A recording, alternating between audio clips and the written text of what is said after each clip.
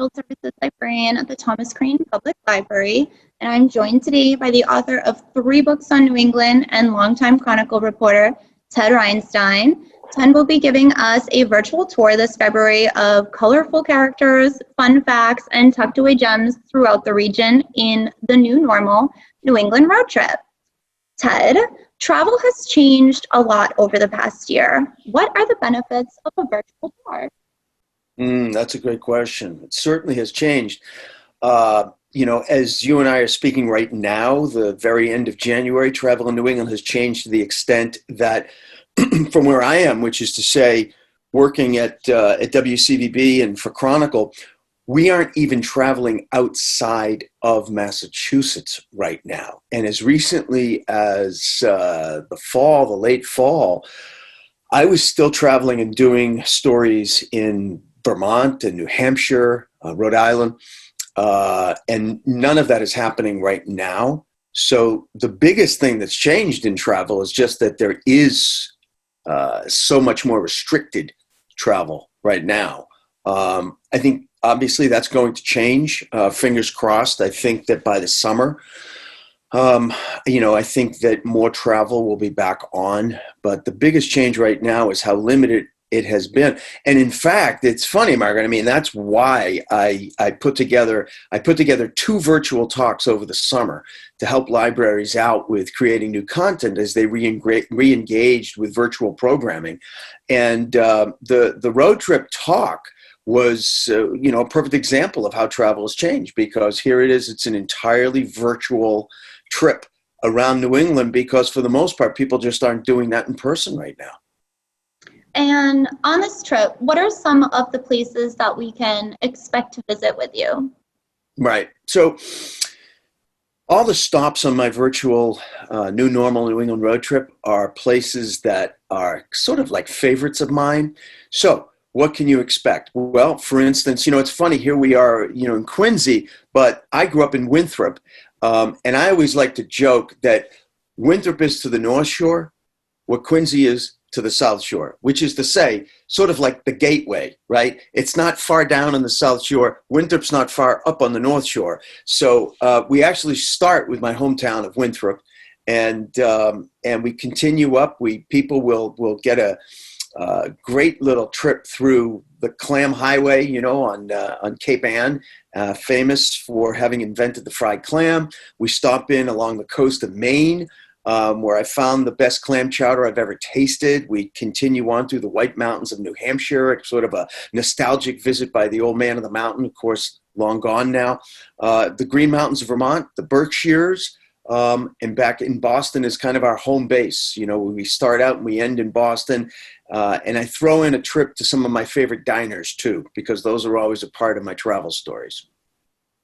And with over 20 years of journalism, that's certainly given you a unique perspective. How has your work influenced your personal travels?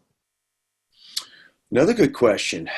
Well, it certainly has influenced in the extent that because I've been lucky enough to travel to virtually every corner of New England, I definitely have found places that I want to return to, and have, in some cases, many times. I have found places that I want to take my family to, that I want to stay over in. It has definitely affected my personal travels and life in the sense of having met some wonderful folks who have become enduring friends, from diner owners to blacksmiths to teachers, you name it, all over New England. So I would say it's enriched my life. My own work, my professional work as a journalist, has enriched friendships. And as I said, not to mention knowing where there are some great places to eat.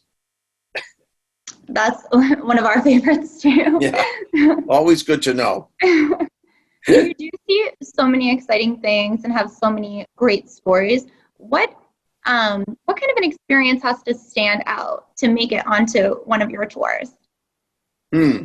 So what experience has to stand out for me to want to include something in one of my trips?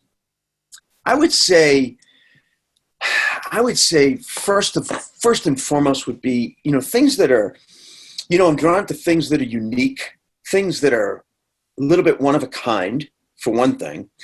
And I'm also drawn to things and people and places that are underdogs. So that's the subject of my other virtual talk that I developed over the summer, which is called Fighting Back, New England's Underdogs. I'm always drawn to stories where, again, whether it's a person, whether it's a city, that has had to fight back, that has faced some adversity, some challenge, and had to fight back.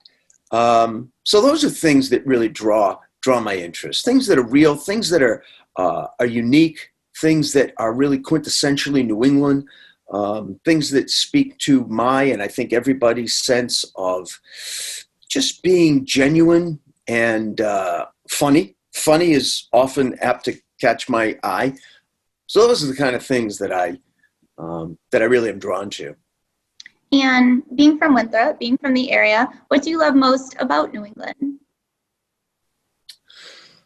Ooh, I love New England's sense of history. And by that, I don't mean, it's easy sometimes to think of New England as sort of this living museum piece, where, oh, there's the barns and there's the low stone walls and there's the colonial houses. That's all great. But I love the fact that New England has been an ongoing has this ongoing sense of history. Yes, there is the history that's 300-400 years old, but it's also an incredibly vibrant, innovative place where things are still being created and inventive, to this day. So that's what I love most about New England. I really do. I love this sort of the unique mix that I'm not sure you get anywhere else in the country, because no place else in the country is as old in terms of European settlement. Obviously, Native American history has its own thousands of year reach beyond that. But I love the sense that it is sort of this living history that is both part, that kind of museum sense, stuff that's really old that we appreciate, but also it's got a really thriving dynamic that really, sort of reaches into the future. Before we let you go, are there any places in New England that you haven't visited yet that are on your bucket list? Very few. It's more about other places that I want to go back to and do a story for the second, third, or fourth time. Having said that, so one place in New England that I have not been to the tippity top is the very, very top of New England, which is to say Aroostook County, Maine, along the Canadian border. I've been close, but I don't know that area really well enough. I'd like to be up there sometime during the potato harvest in the fall, Aroostook County. So that's one. I have not been on two main islands that are just renowned for how beautiful they are, Monhegan Island and Isle of Howe. So sometimes I'd like to get to those two islands off the coast of Maine. Otherwise, I'm pretty good. I've been to most of the rest of New England. Well, thank you so much for sharing that with us. Thanks so much for giving us a little preview of what to expect. And we look forward to seeing all the sites with you in February. For more information on our guest, Ted, you can visit tedreinstein.com. And for more information on this event, you can visit our events calendar on our homepage at www.thomascranelibrary.org, or you can always give us a call during our open hours at 617-376-1300. Thank you. Thanks.